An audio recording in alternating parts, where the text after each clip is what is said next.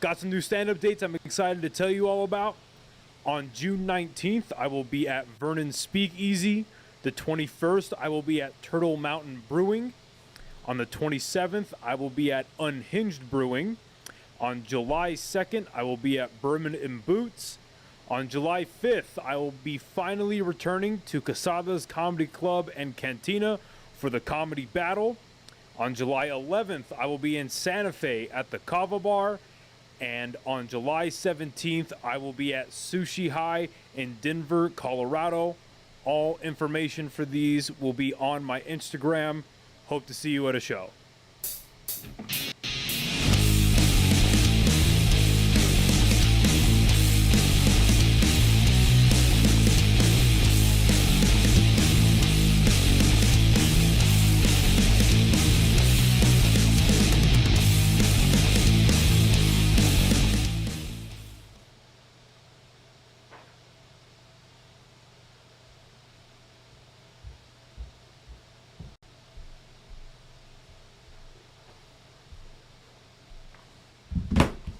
All right. Hello, everybody. How are we doing? All right, let's see here. All right. What's up, everybody? How we doing? Hopefully the audio sounds a little bit better. I'm trying out a different mic, so that because we were having issues the last time. Sounds good to me. Okay. What's up, everybody? Hope you're having a good Sunday evening. Missed the podcast last night. I went down to Quesada's to watch Stephen Michael Quesada do his special taping. Great show. Congrats to him. Really great show. Yeah, it was a lot of fun. Shout out to TJ Jones as well up in Santa Fe. He booked me for a show up in Santa Fe at the Kava Bar. I had never been to a Kava Bar before. That was really interesting. I guess it's a place where a bunch of alcoholics go, and they drink this like root or something like that. Yeah, it's some root that like gives you a head rush, or it gives you like, I don't know. It's a weird thing. I'd never fucking heard of it before. But I'd never been. I thought there was going to be alcohol involved, or like alcohol at the actual bar. But hey, what's up, Evan? But yeah, there was no booze involved, and you know, that was slightly disappointing. But it was a great show. Well, very strange room for stand-up. Very strange room.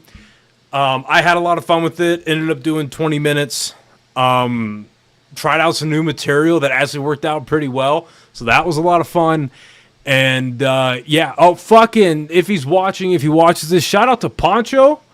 Those who've been following the podcast or just have known me for a while. Good friend of mine. Back from the NIMI days. Trained me in my bodybuilding show a few years ago. He is living up in Santa Fe now. God bless the guy. And he came down and saw the show. So it was a lot of fun. Yeah, a lot of fun. Got a couple shows coming up this week. Tuesday night, I'll be up at the Block doing a show with AJ. And then Thursday night, I will be in Denver at a place called Sushi High. So if you're in Denver, come check that shit out. Yeah, I don't want to break up the interview or break up the podcast as I get into the review of Superman. So I'm going to play the ad real quick, and then we're going to get into the review of James Gunn's Superman. This episode of the podcast is brought to you by the amazing people over at Chop Chili.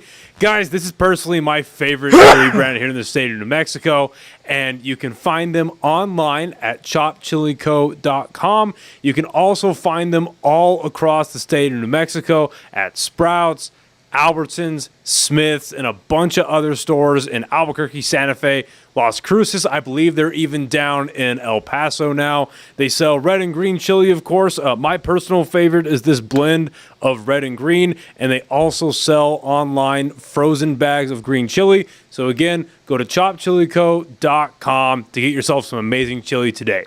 Now back to the podcast. This episode of the podcast is brought to you by the amazing people over at Chop Chili. Guys, this is personally my favorite chili brand here in the state of New Mexico, and you can find them online at chopchilico.com. You can also find them all across the state of New Mexico at Sprouts, Albertsons, Smith's, and a bunch of other stores in Albuquerque, Santa Fe, Las Cruces. I believe they're even down in El Paso now. They sell red and green chili, of course. My personal favorite is this blend of red and green, and they also sell online frozen bags of green chili. So again, go to chopchilico.com to get yourself some amazing chili today. Okay, still trying to figure out how to time that, because I can't, if anybody who's like good at tech wants to explain to me how I can... Oh, shit. Okay, if anybody who's good at tech wants to explain to me how I can, like, monitor the live stream and not use a fucking AirPod, that'd be sick. Because I'm not good at this yet, even though I probably should be. And even though I mute myself when I play the audio, I was, like, monitoring on my AirPod. You guys could hear me sneeze the fuck out of myself, so... Okie dokie. Anyway, let's get into why we're talking tonight. Yeah, you heard that, Evan? All right.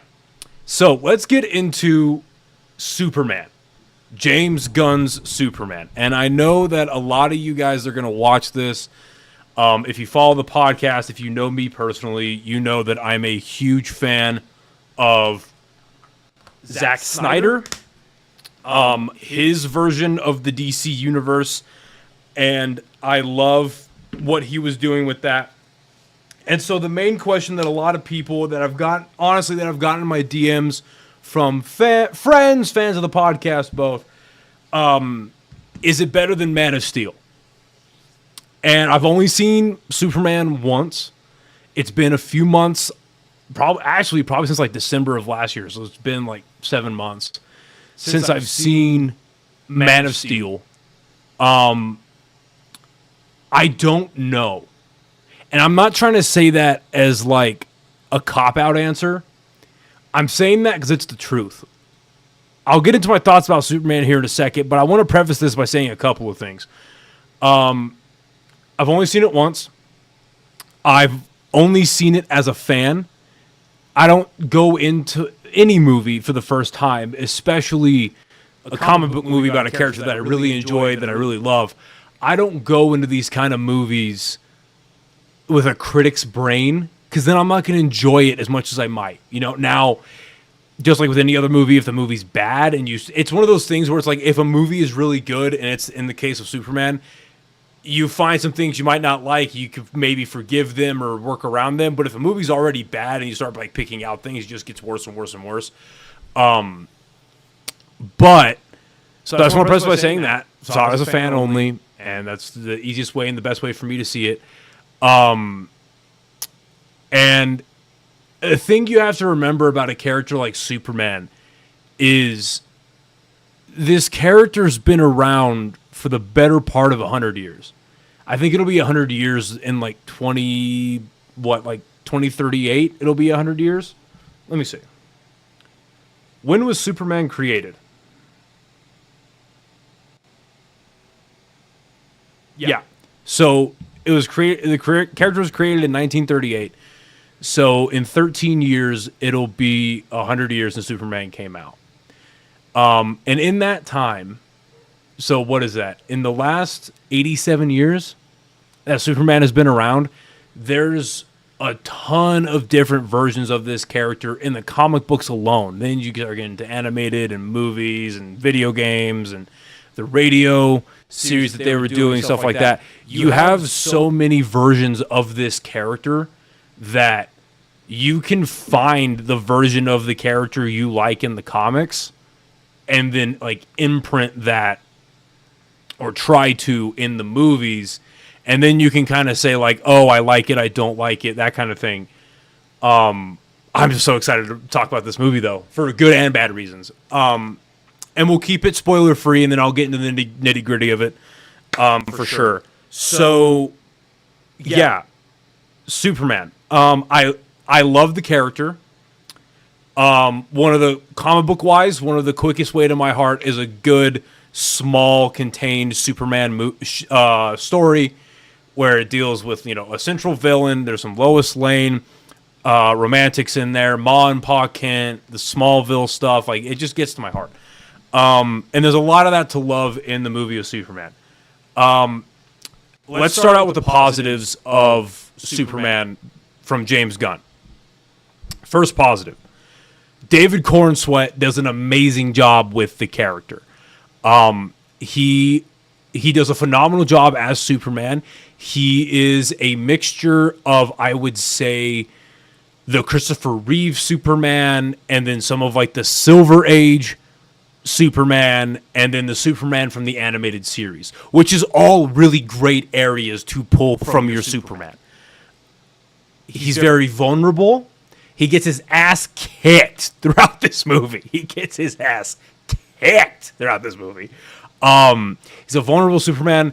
He's this, and this is going to be like maybe the overarching theme of this review and of the movie, but the movie focuses more on the man side of the equation of the Superman, which is fine. Like, that's not a bad thing. It's just a fact, right? It's a fact of the matter. But for what the movie sets out to do, he does a very good job. You're going to hear a lot about Rachel Brosnahan as Lois Lane. Not just from me, but from other reviews and such.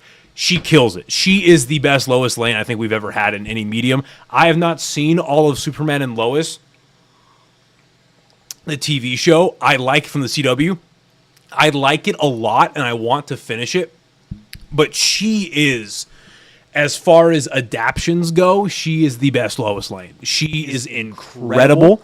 They actually give her something to do. That's something I always had a problem with the Zack Snyder versions, and then just other versions of Lois Lane. Like, Lois Lane really doesn't do a whole lot, but they actually give her stuff to do. She's useful. She's very. It's how you do a strong female character correctly. Like, you'll have stuff like the Marvels, or you'll have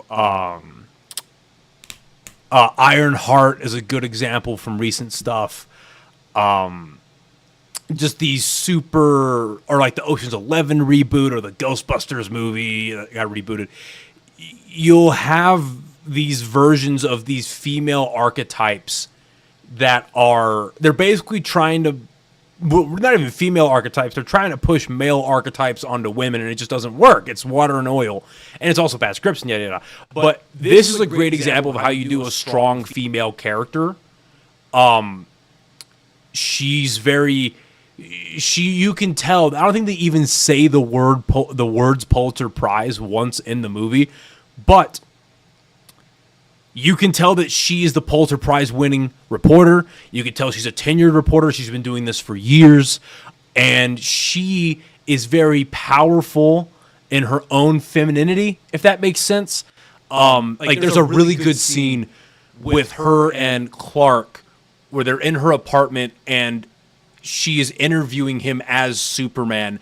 And it really delves into their, and I'll get into this a little bit later, but it delves into their relationships, status of like where they are together in their own relationship. They're really battling through. It's a real like human scene of like what relationships really look like when you're past the honeymoon stage and the I love you and all we want to do is eat and fuck. You know what I mean?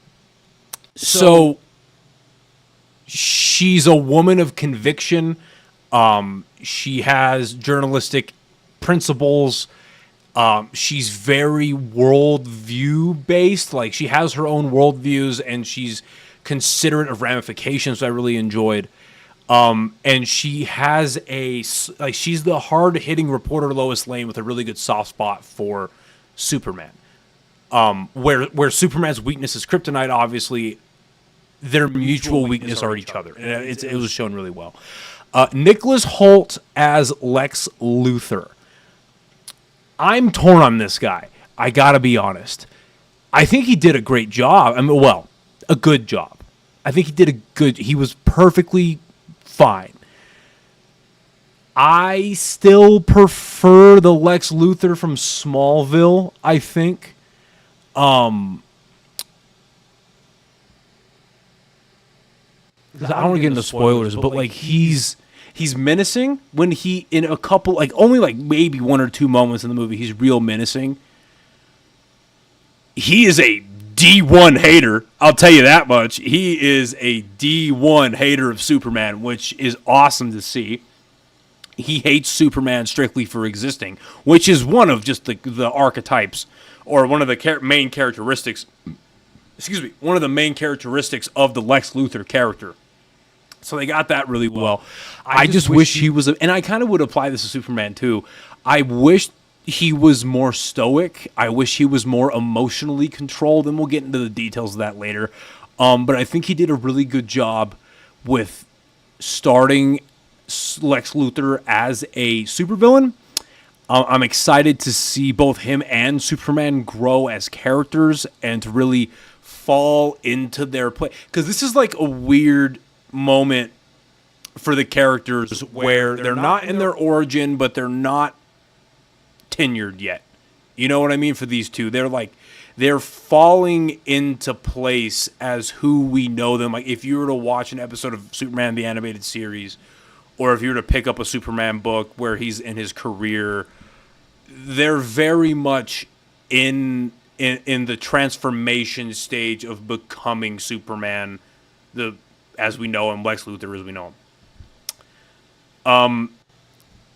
A really big standout for me was Guy Gardner. I think Nathan Fillion, I have no notes on him except for positive ones. He killed it as Guy Gardner. He's absolutely hilarious.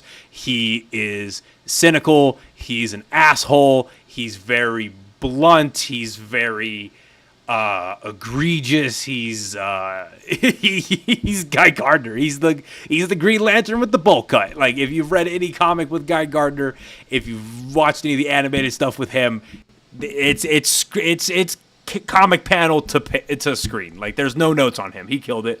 Mr. Terrific, same vein.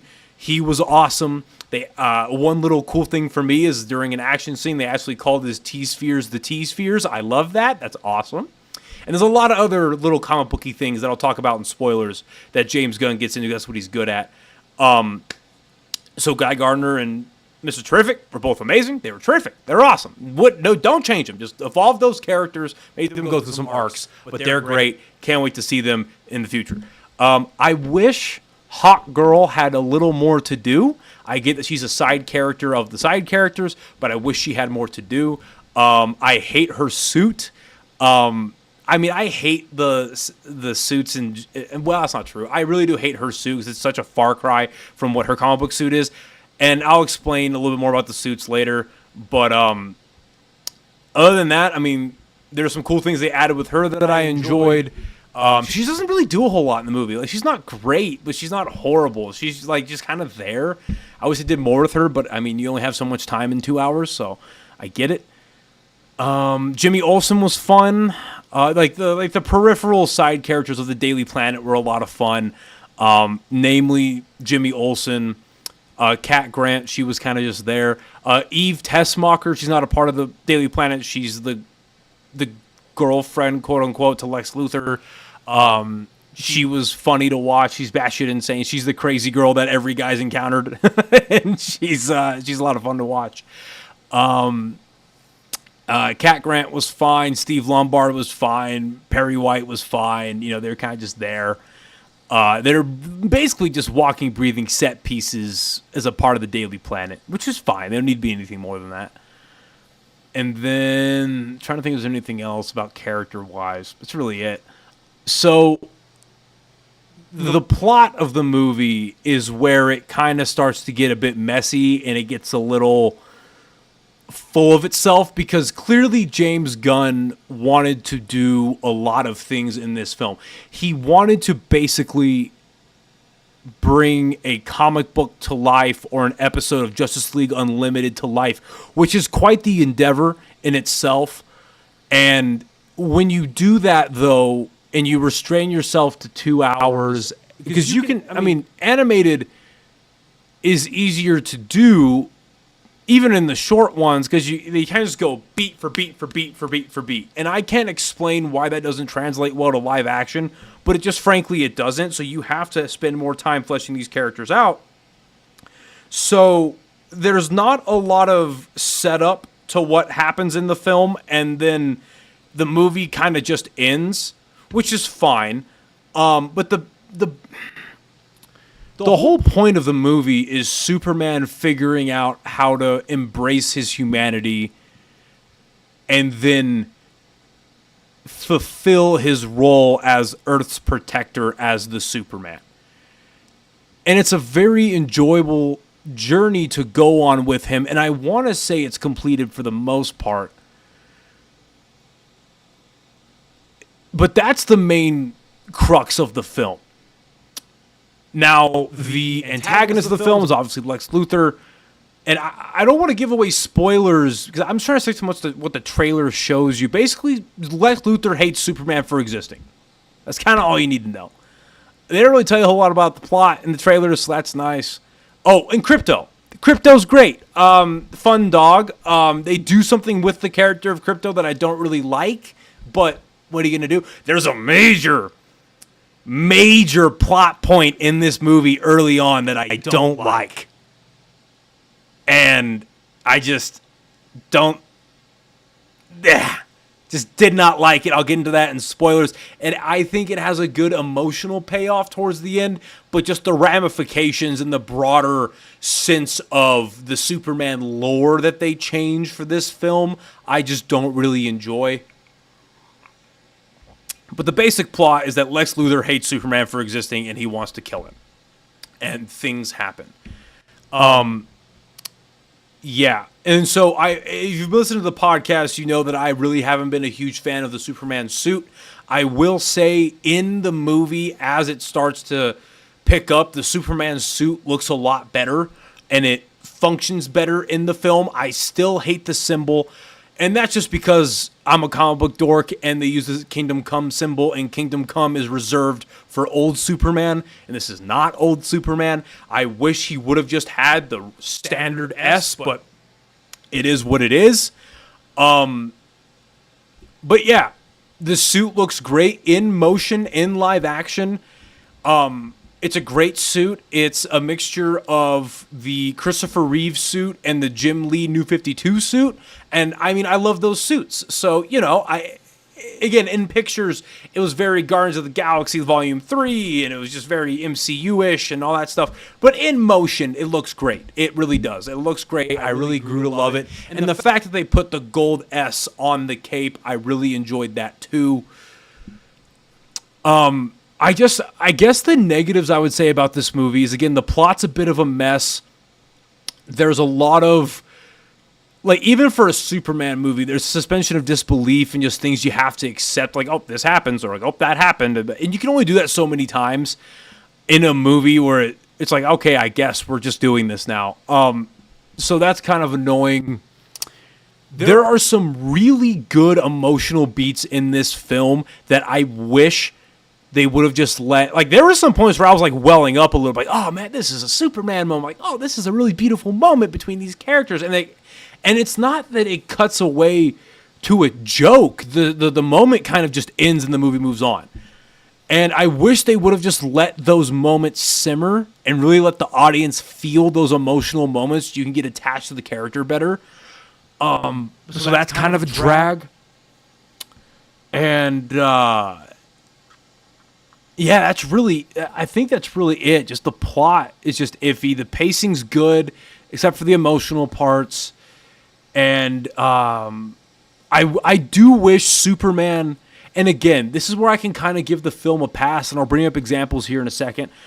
I wish that Superman was a bit more stoic. I wish he was a bit more assertive than he is in this movie, but I think he's learning how to do that in public, how to be the Superman. And the same thing with Lex Luthor. I wish that Lex Luthor was a bit more emotionally controlled, that he wasn't as emotionally outraged at moments until the end, where it's earned. Because that's just not the character. The character of Superman that I really enjoy is like the Superman from the animated series. I think that's just the best version of Lex Luthor, or like the Smallville Lex Luthor, but I really do think they nailed the idea that that Lex Luthor is willing just to let the whole world burn if it means he kills Superman. So I really enjoy that they stuck to their guns on that. I just think some of the execution surrounding it was a little iffy for me. It didn't pull me out of the movie or anything. Again, it's just the thoughts of a dork, you know. It's always what the podcast really fucking is, but, you know.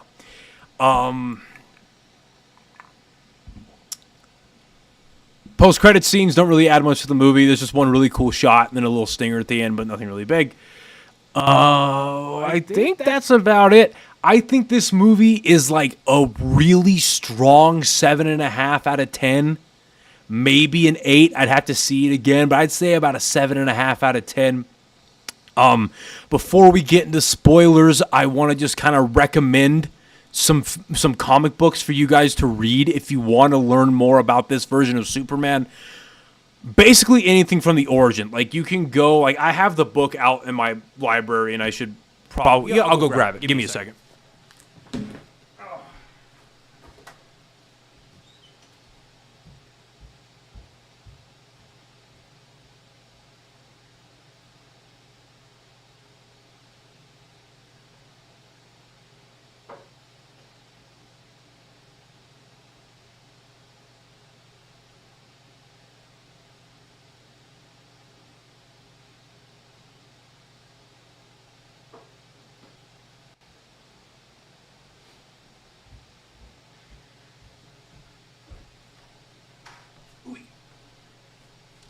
Okie dokie. So I grabbed a couple. More than a couple. I grabbed some books from my personal collection that I think that if you guys, I mean, if you're interested in Superman in general, I think you should read these. But if you enjoy the movie and you'd like to learn more about this style of Superman, or if you want to read a bit going into the movie, either way, I just think these are books you should really read. Let's start with this one. Superman for All Seasons. Admittedly, I literally just picked this up yesterday and I read it. This is one of the best Superman stories of all fucking time. I've heard that for years and years. I just never got around to reading it. I finally read it, and this is a beautiful book. Origin, kind of like the origin story of Superman, of him leaving Smallville, getting into Metropolis, meeting Lois Lane, all of that stuff. Beautiful, beautiful art by Tim Sale. For you comic book nerds out there, this is Jeff Loeb and Tim Sale, same team that did Batman The Long Halloween and Dark Victory and all that kind of stuff. So, yes, I highly recommend read this. In the same vein as a origin story, Superman Earth 1, a retelling of Superman's origin written by Michael J. Straczynski. He also has a really good run on Spider-Man that I would enjoy. The reason why I wanted to pick this one out, aside from the fact I think the art is just beautiful, across the whole story, there are a lot of really good moments between Superman and his earthly parents. So I can't recommend this enough. Superman Earth 1. Superman, the Last Son of Krypton, one of the first major stories that Jeff Johns worked on. Also written by Richard Donner, who was the director of the first 2 Superman films with Christopher Reeve. Art by Gary Frank and Adam Kubert. Amazing story. Adds a bit of the Justice League stuff. And they even draw Superman in this to look a bit, really to mimic Christopher Reeve. So you can kind of see this as like a spiritual, takes place in the Chris Reeve universe. Like, there's an image of him. So I think it's a really great story. It's also a very good story if you want to learn about Brainiac, if you want to learn about Supergirl. This is a really good one for that. The new Supergirl movie that's coming out next year is going to be based on Supergirl Woman of Tomorrow. I have not read that yet. When I get some money together, I'll be picking that up. Along with, I've heard that this movie, Superman, the James Gunn Superman, is based off of or it takes inspiration from the John Byrne, the 80s stuff, and maybe not some good ways, which I'll get into in some spoilers, but I'll be picking that up. But yes, if you want to learn more about like good Superman stuff, Superman Last Son of Krypton. Again, another retelling of the origin, Superman Birthright. Really great story, amazing art. Not a lot I really want to tread over here, but just, a really good Superman Lex Luthor story for you to read. If you want to learn about the Lex Luthor character, this is the story that I tell everyone to read. This is displaying the hatred of Superman front and center. Luthor by Brian Azzarello and Lee Bermejo. They're the same team that did Joker as well. Joker's really good. But yes, this Superman story is all about Lex Luthor and basically his quest to kill Superman. And I really can't explain how good Lee Bermejo's art is in this story. Like, Batman does show up for a little bit. And just to give you like an idea of what this art looks like, just absolutely gorgeous art. Can't recommend this enough. I think Nicholas Hoult actually said he took a lot of inspiration from this story to prepare for the role, and it shows. Again, I wish he was a bit more stoic, but again, this is just a really, really great Lex Luthor story. It's a story of the Superman universe. I'll probably reread this before I go to bed tonight. It's a quick read, maybe like 30 minutes. Really, really great story. I'm glad I have this in my collection. And then finally, like I was saying earlier, the reason I fucking walked out there, if you want to read more about the old school Superman stuff, and you can still find this at comic book stores at Barnes and Noble. It's just the Superman Archives Volume 1. Jerry Siegel, Joel Shuster, the gentleman who started it all back in the 30s. It collects the first 4 issues of Superman, of him starting out. It's corny, it's cheesy. It was written almost 100 years ago. You know what I mean? But okay, look, like in the book, there's fucking Superman's tips for super health. But above all, consume vitamin-rich food. There's nothing like cereals, milk, and fruit to give you that Superman energy, along with exercise regularly, get sufficient rest and plenty of fresh air, stay outdoors as much as possible. It's of its time. It applies today, obviously, but some great stuff, real great stuff. And what's nice is, this, at least, I don't know what these look like now. I'm sure they've been reprinted, but it has this really nice Superman S on there, and a nice spine. Yeah, I've had this book for so fucking long, since like elementary school, I think. It's back when I wrote my names when nobody would steal it. Yeah, I've had this book for a long time. So that is some of my recommendations if you would like to get into reading some Superman. And you can also read like The Death of Superman. I'm not going to grab my giant, I have like the thick like omnibus. I'm not going to go grab that off the shelf, but like Death of Superman, Batman Superman by Jeff Loeb is really good. Yeah, a lot of Superman stuff out there for you to read. And yeah, okie dokie. So I have 4 people watching at 10:30 at night. What's up, everybody? Please like and subscribe. Okay, let's get into the meat and potatoes of this movie. The meat and potatoes of Superman. So, movie starts out, and it gives you this, in like a comic book, to be honest with you. Get comfortable for this one. My nuts are kind of sticking to my legs. All right. It gets sweaty in this fucking studio sometimes, when it's fucking summer, and I love wearing hoodies, and I'm in a swamp cooler, so Okie dokie. So, the movie starts out with, again, kind of like a comic book, where it has like words on the screen telling you what's been happening. Like 300 years ago, metahumans started to exist. 3 decades ago, Superman crashed onto Earth. 3 years ago, Superman outed himself, became the Superman. Announced himself as Superman. And 3 weeks ago, he stops this war between these 2 invading countries. I forget what the names are, but they're a clear allegory for Israel and Gaza. And then 3 days ago, this metahuman that's representing Israel whooped the fuck out of Superman. So, and it opens with that Superman crashing into the snow. I'm not going to go beat for beat. I've just hit the major parts of this. He gets dragged to the Fortress of Solitude by Crypto, and as they're healing him, the robots in the Fortress of Solitude play a message from his parents, Jor-El and Laura. And it's the first part of the message is like, we love you very much. This is how much we love you. We're sending you to this world to become their savior and to lead them or whatever, blah, blah, blah. And then the last part of the message is damaged in travel.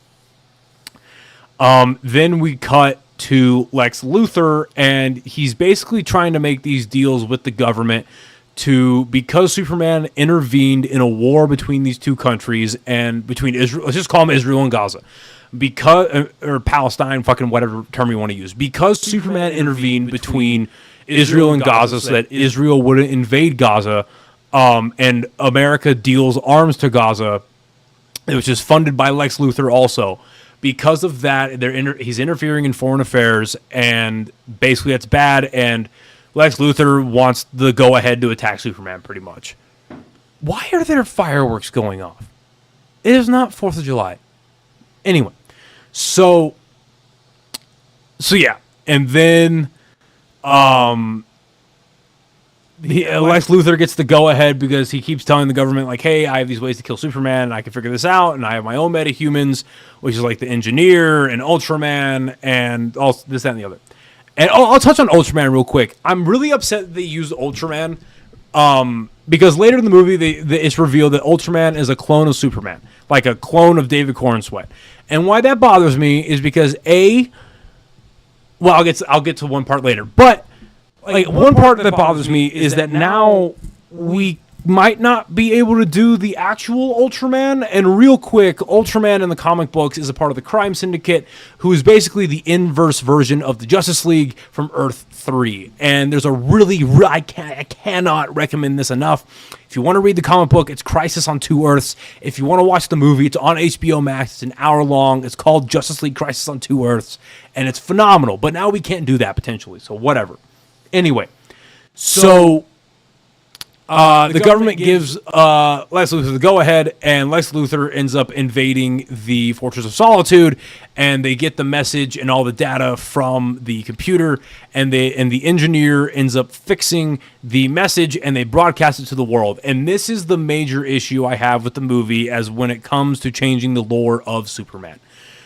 Basically, the message, the second half of the message is Superman's parents, Laura and Jor-El, telling him that he needs to go to Earth to basically rule over them, that they're dumb, weak people, the humans, and he needs to take as many wives as humanly possible, and he needs to spread his seed and rule over them as king and basically repopulate Earth as Krypton. Now, if that sounds familiar to anybody listening, it's because you're either remembering Invincible or Man of Steel. Because in Invincible, that's the Viltrumites, right? That is what Omni-Man is trying to do with Earth towards the end of season 1. And I haven't seen season 2 or season 3, but I understand that the big Jack dude comes down and whatever. And so that's the Viltrumites plan. And then in Man of Steel, that is General Zod's plan, is that he's going to terraform Earth and repopulate it as the new Krypton. I don't like this. I just don't like them changing the lore of Superman that way. And that's where I give a huge point to Zack Snyder. Because with Zack Snyder, with his version of Jor-El with Russell Crowe, we have that legendary speech, you know, where it's like, you will give the people of hope you will give the people of Earth something to strive to. You will give them hope. They will run, they will fall, they will chase behind you, but in time, they will join you in the sun. And I probably butchered that, but like, we all know that if you've seen Man of Steel. That's where I give a point to Zack Snyder, is that that's how it should be. Now, in the movie, this changed version has a huge emotional payoff, and we'll get to that.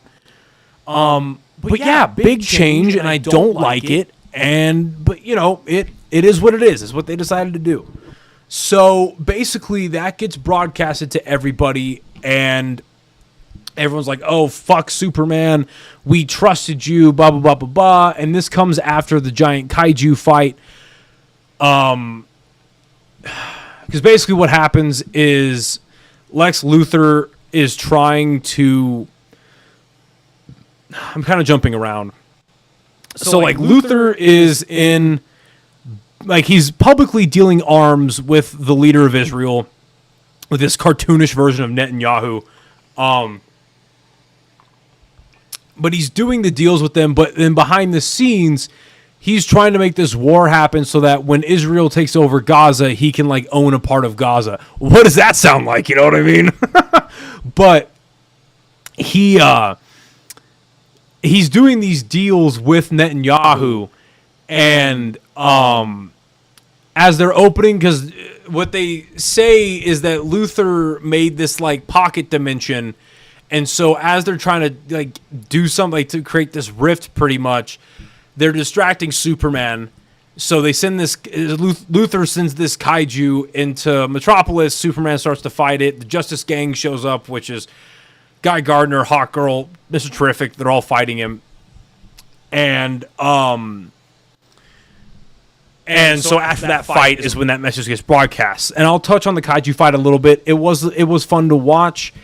Superman is just doing his best to preserve life. Like, there's a really good part of the movie, and this is where I give points to James Gunn, is like there's a part where the kaiju's falling against the building. Superman stops it, pushes the kaiju off, and before he flies away, he turns to everyone in the building because they can see him through the windows and they can hear him because the windows are cracked, and he goes, "Is everybody okay? Okay, get to safety." And he smiles and flies away. There's a part where he saves the kid, he saves a chipmunk, he saves this lady from getting crushed. And it's a really good, touching Superman moment where, like, he saves the lady, puts her on a building, and goes, "All right, take deep breaths. You're gonna be okay. You're safe. Just get away from here. Go down, get to safety. But you're gonna be okay. Take deep breaths.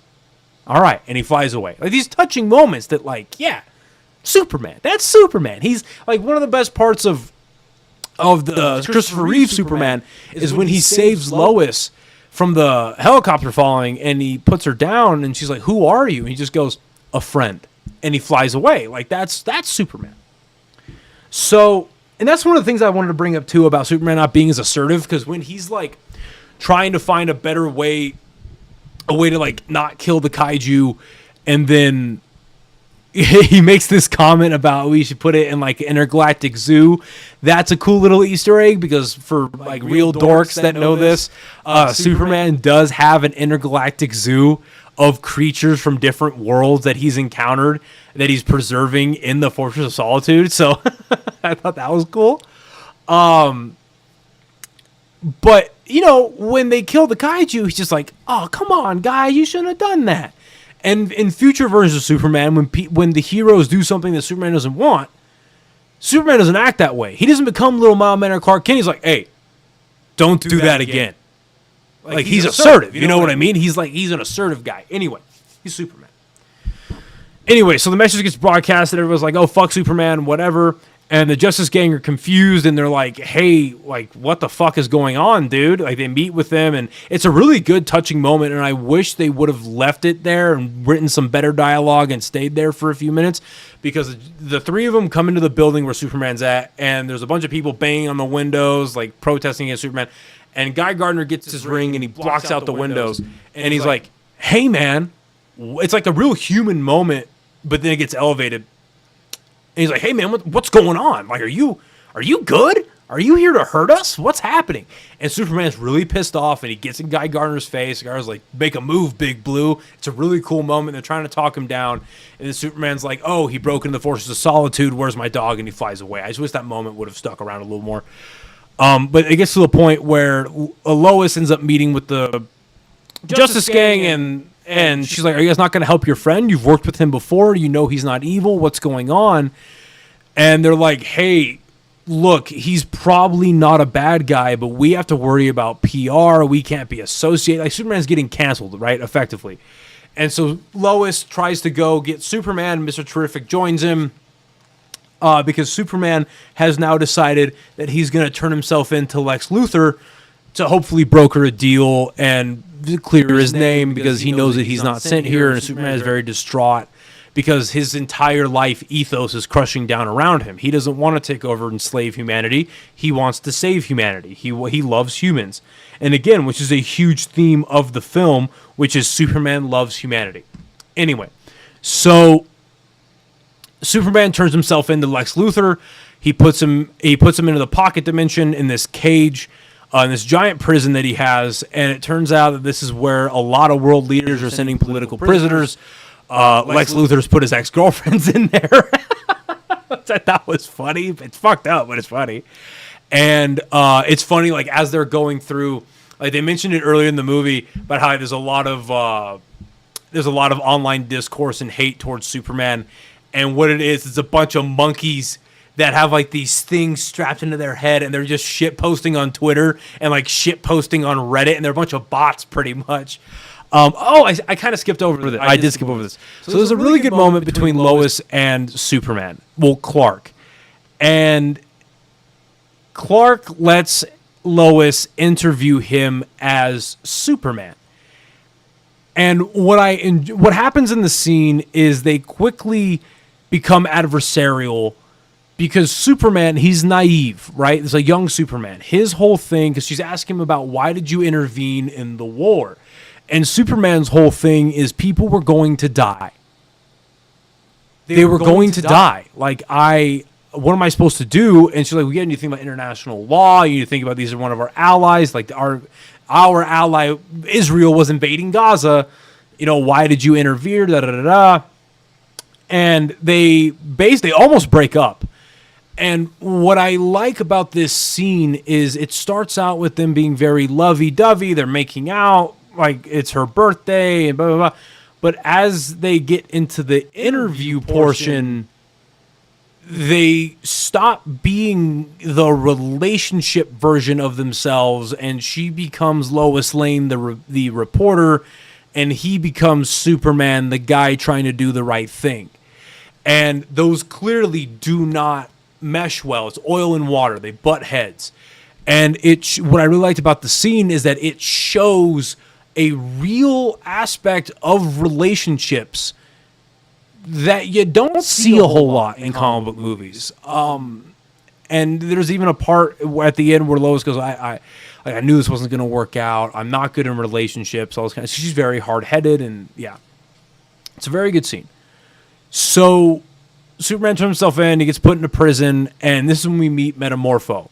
Metamorpho turns his hand into kryptonite at the will of Lex Luthor. It keeps Superman subdued long enough to where Superman actually ends up getting kryptonite poisoning.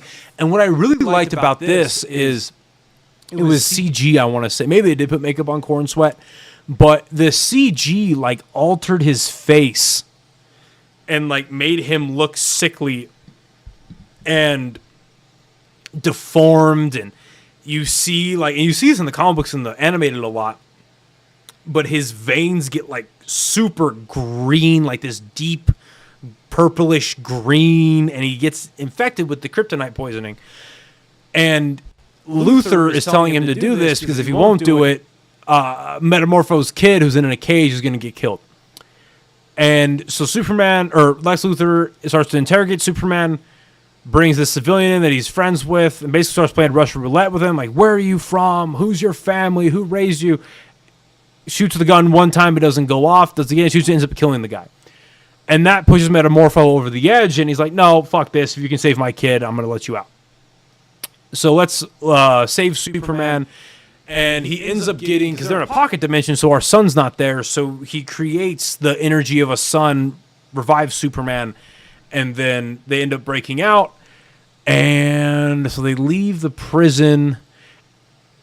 And it kind of just becomes like, because there is a plot, I promise. But it basically just becomes from there, Superman tracking down Lex. Lex unleashes Ultraman. There's a big fight between Ultraman, the engineer, and Superman. It's a 2-on-1, and it's a badass fight. Like, Superman is fighting them. He beats the shit out of Engineer and tries to subdue her and goes, "Hey, you don't have to do this. You can be better." And then Ultraman beats him over the head. He's like, "All right, fine." He grabs the Engineer by the leg and starts beating Ultraman with her. It's great. So they start fighting I know I'm missing some stuff, but I'm just trying to hit the bullet points. And what ends up happening is Lex Luthor kind of loses his mind with envy, and he decides to open a rift that's going to end up splitting the planet in two if it gets left unchecked. But it's like splitting the ocean apart. It gets to Metropolis. It starts splitting it apart. And he also starts the invasion of Barovia. And so Superman can't be in two places at once. And so Superman decides to go save Metropolis. Lois and the Daily Planet crew get into Mr. Terrific's ship. They fly away. And there's a really good moment where I was like, damn, yeah, that's Superman. This building is falling. And it's falling onto a bridge. The bridge is collapsing. These cars are getting away. There's one car that stalls out. Lady's trying to get it going. Building's coming down. And Superman stops the building from falling. And the lady gets her car going, speeds away, building. He lets the building down so it crumbles without killing anybody. And as she looks in the rearview mirror, out of the dust is Superman flying up.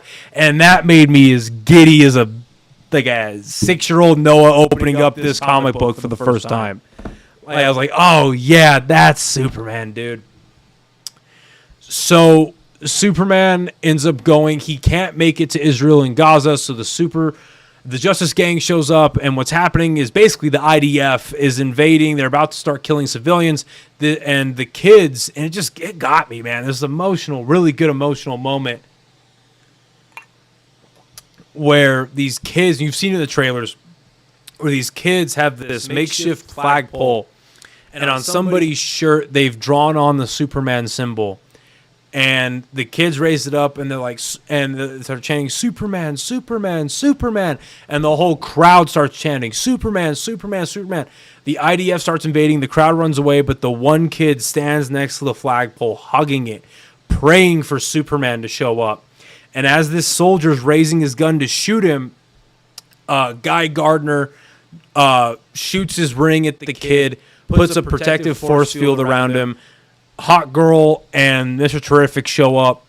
And what does Guy Gardner say? He goes, "Sorry, man, Superman couldn't come, but you got an upgrade." And they start taking out the IDF, and they save the Palestinians. And it's a really good moment. It really is. And it's funny. It's funny. So Hot Girl ends up getting Netanyahu, flies him out, and he's like, "I'm a world leader. You have to save me. You can't kill me." And she goes, "I'm not Superman," and just drops him and kills him. I fucking hate Netanyahu, so I was like, that's sick. I just thought it was great. So they get liberated, and the war is stalled for now, and then Superman ends up getting up to Lex Luthor's lair, because what happens is it's connected. His control center's in between two buildings. The buildings fall, and the control center turns into a ship, and it's hovering. Superman busts in there, and Lex Luthor just starts yelling at him. He's like, "You're an alien. You're not human. He's just, you son of a bitch. You ruined everything. You ruined us." And Superman just cuts him off, and he goes, "No, you're wrong. I am as human as I can be. Every day, I just go one foot after the other. I try to do the right thing. I've made a lot of mistakes. I'm going to keep making mistakes, but I do the best that I can, and that's my greatest strength. And Lex, that's your greatest strength too, and I pray that one day you see that." And it's just this great monologue. I butchered it, but he has this great monologue. It's short, but he has this great monologue towards Lex Luthor. And Lex Luthor's like, "No, my greatest strength is that." And he starts to try to yell at him, but Crypto busts in, hits him in the head. It just starts ragdolling him. all around the building. Superman calls him back. Mr. Terrific comes into the thing, basically puts in the code, stops the rift from happening.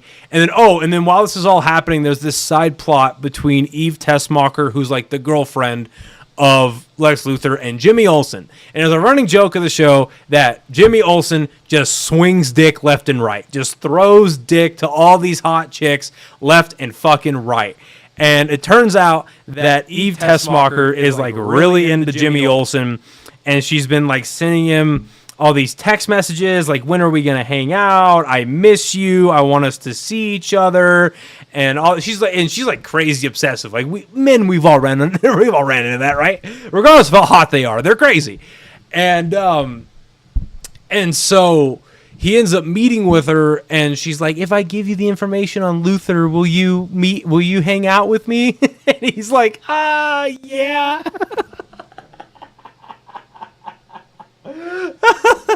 And so there's a scene after that where she's hiding in a server room, and she ends up sending him all the stuff that basically it's like all these like sexy selfies that she's taking, but in the backdrop it's like the map of Gaza that Luthor's gonna take over, or it's like these signed documents, or it's all these things incriminating Luthor. And so that hits the press. That hits the media, and it exposes Luthor for being the bad guy and orchestrating everything behind the scenes. And then, see if I missed anything else. And then Superman, and all of this, Superman and Ultraman have a one-on-one fight. That's where you find out that Ultraman's the clone. Superman ends up throwing him into a black hole because it's being created by the rift. And there's like a really good moment in that fight where Ultraman breaks Superman's shoulder or something like that, and he has to like pop it back into place, and that was kind of cool. So Lex Luthor gets apprehended at the end, and yeah. And then the emotional payoff for the evil Luthor or evil Superman parents is when Superman goes back to the Fortress of Solitude, he's getting healed, and the robots are all put together, and they're like, play the message of his parents because that's what soothes him. But instead of the Kryptonian parents, it's his Earth parents. It's Ma and Pa Kent, and it's like footage it's all of Superman as a little kid, like when he's going Christmas morning, riding a bike, running in a field with his dad, playing catch, and honestly, it's a beautiful moment.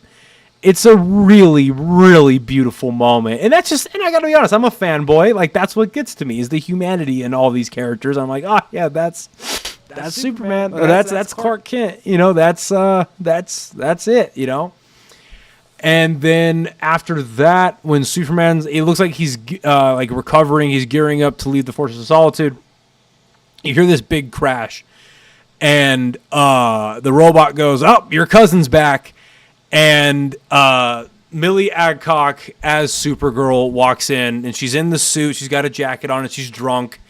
And the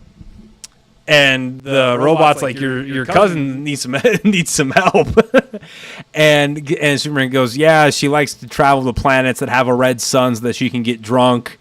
And so she's like this party girl. And it turns out that Crypto is really her dog, which I really don't like. Like, I know that's like a recent thing. Like, I want to say that I've heard that's a thing in the Woman of Tomorrow story, but I've heard that's a recent thing in the books. I don't read Supergirl. I'll be honest. Like, the most Supergirl that I've read is in this, The Last Son of Krypton, and then like some of the crossover stuff, and then I read some of her New 52 stuff, where like she becomes a Red Lantern and all of that, and that was a good storyline. But I'm not gonna front. I'm not the biggest like Supergirl reader. I like the character, but I just, you know what I mean. I used to have a Supergirl statue, like a smaller one, somewhere. I don't know where it's. I might just pull it out, like put it in the studio. I know I have it somewhere, like in my storage boxes. I might pull that out tonight and set it up somewhere. It's a cool little statue. Anyway, but I like the character. I don't know a whole lot about it. What I will say, though, is that I like, from the things that I've read about Supergirl, I like that they've kept like the immature personality. I'm sure she'll mature out of it for the films. But a fun little tidbit about Supergirl, what I think makes her character interesting. Well, okay, guys, before I get to that, Millie looks really great as Supergirl. She didn't have to do a lot to act, not a lot to do because she was drunk. But I like the way she looks. Like she has the hair that comes down about right here. She has the skirt, the yellow belt. She looks great. She looks great as Supergirl. So I'm excited to see what she does in her movie. But what I like about Supergirl as a character is some of the iterations that I've read of her, she's actually stronger than Superman. Because the basic story of Supergirl is that she was sent from Krypton, from the city of Kandor, and she was actually sent to protect Kal-El, to protect Superman. But her ship got caught in the orbit of a yellow sun, and she stayed orbiting for like, it changes from like decades to hundreds of years to thousands of years or whatever. But like it's for a minimum, it's for a few years, because when she crashes onto, it doesn't make a whole lot of sense. But when she crashes onto Earth, she's like grown. Like I think she gets sent off of Kandor as like a young adult. I want to say, if not like a teenager or something like that. But anyway, so she spent all this time circling around the yellow sun, so her cells got like supercharged. And so she's stronger than Superman is, but because of her immaturity and lack of training and experience and using her powers being a superhero, she's not as apt as Superman is, but she's a lot more abrasive and immature. She's a fun character. And that's how the movie ends. There's a cool like post-credit scene. It's like 10 seconds long where Superman and Krypto are on the moon watching over Earth. It's right out of All-Star Superman. It kind of sucks because it's like it doesn't have like the context of why they're up there, but it's cool to see. And then there's a moment at the very end of the movie where Superman is talking to Mr. Terrific and the rubble of Metropolis, but it's not really anything big. So yeah, that's Superman. Time flies. I mean, I feel like it was just yesterday when I was sitting in my office at work watching the announcement of the DC Universe and being like, oh my God, don't fuck this up. I'm excited I like the movie. Again, 7.5, 8 out of 10.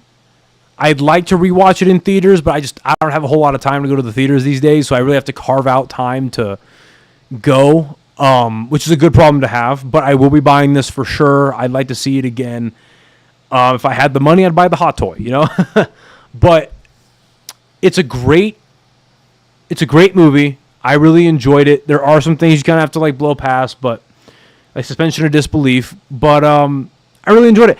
I'm interested to see what James Gunn does with the character moving on. David Cornsweet has already said that they're doing a Superman 2, so I'm happy about that. They're not just jumping to a Superman-Batman movie, not just jumping to Justice League, that they're actually going to do a Superman 2. If we're going to do another Superman movie, I know that James Gunn can't help himself, and he's probably going to direct it. I don't want him to. I'd like someone else to have a crack at it, maybe. I would love to see Metallo as the next villain. I would love to see a Metallo. I would love to see a Parasite. That would be a lot of fun. If it is going to be James Gunn, he's the only director that I trust to do like a Mr. Mxyzptlk. I would love to see that character at some point. And nobody that's watching this knows who the fuck that is.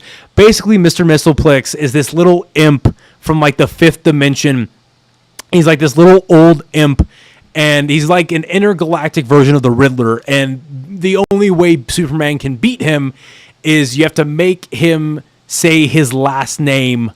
So he has to say Mr. Mxyzptlk backwards. And it's a super corny character, but I'd love to see that. James Gunn has already said that he wants to do Batmite, so I don't understand why he couldn't do that. But I want to see the Superman grow because he has potential. But like, if you were to tell me that they're doing Justice League in 2 years and he's going to fight Darkseid, there's no fucking way. There's absolutely no way. So I want to see the Superman mature. I want to see him evolve into like the Superman that we know from the animated series.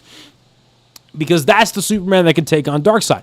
And that's what I was saying a little bit earlier about how there's different ways that this character's been interpreted, and there's different ways you can latch onto the character.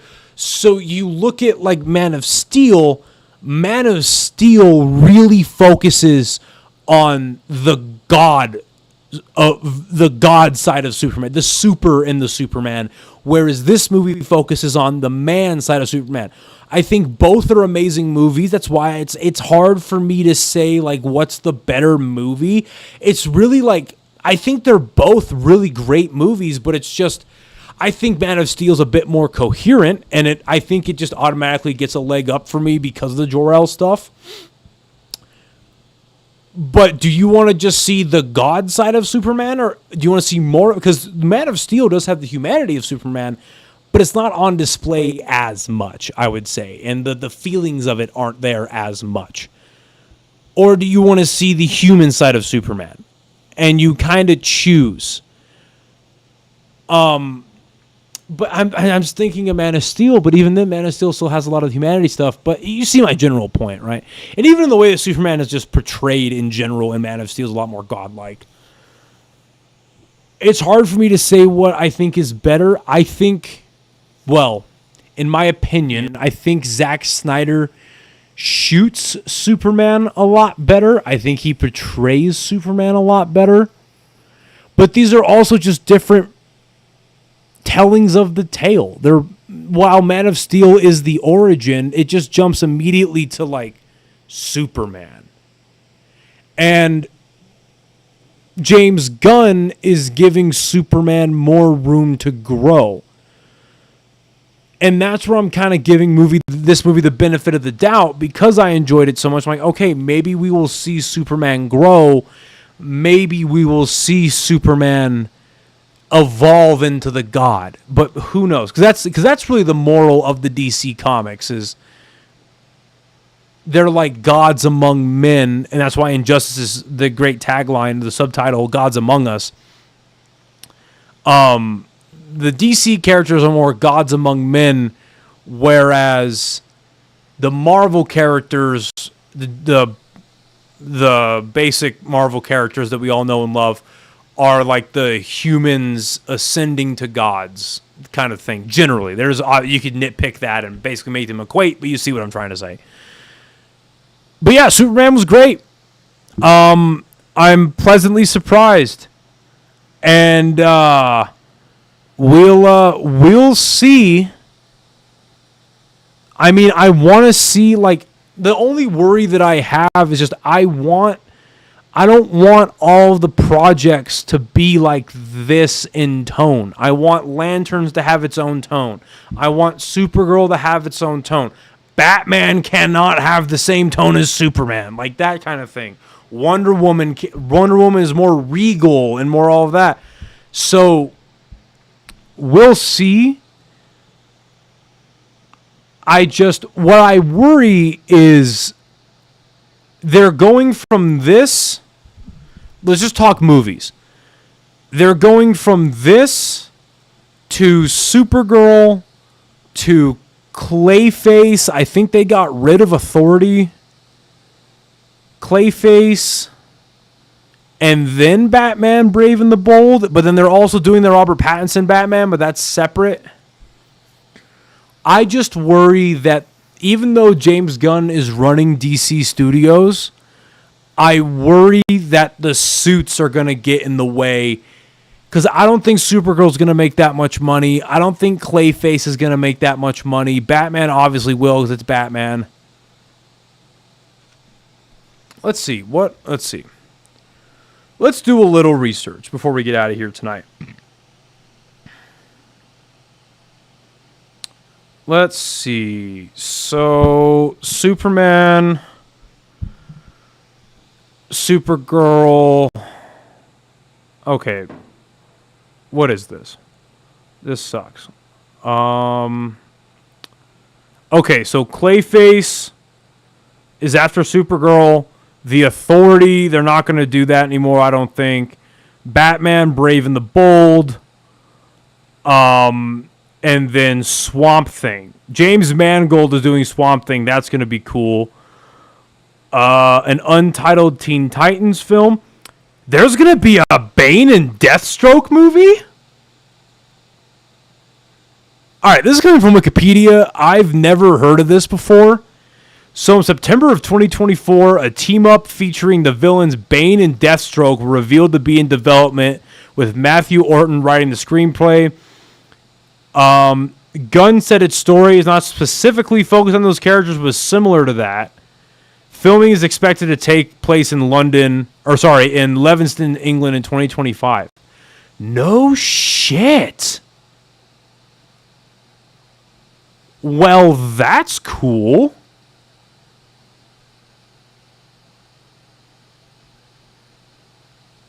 But who is Matthew Orton?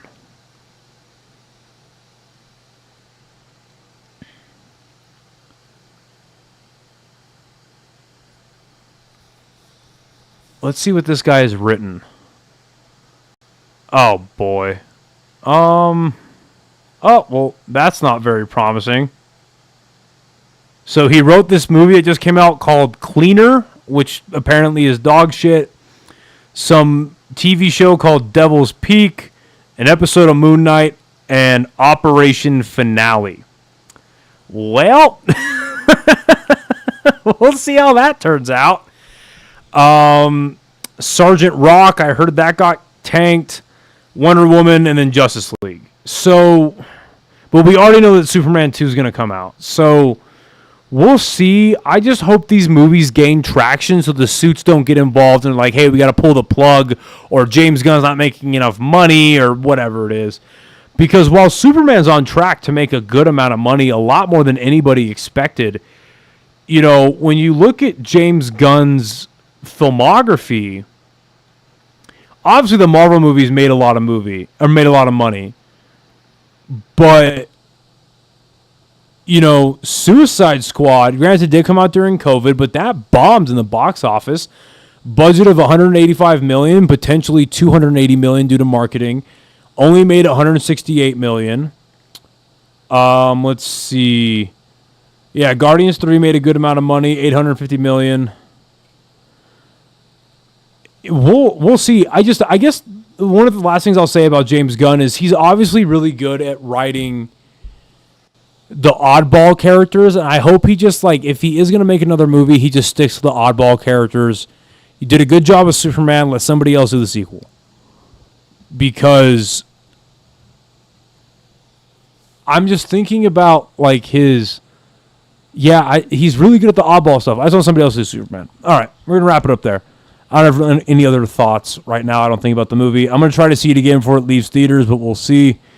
Again, if anybody's good at OBS, hit me up so I can set this up better.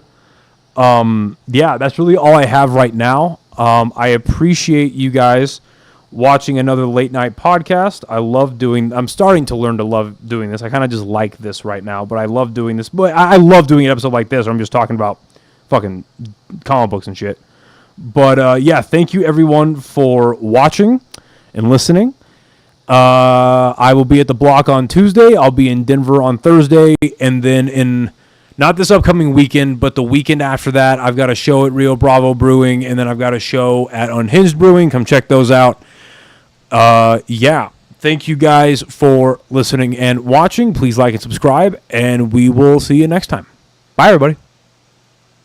Thank you so much for listening to this episode of the podcast.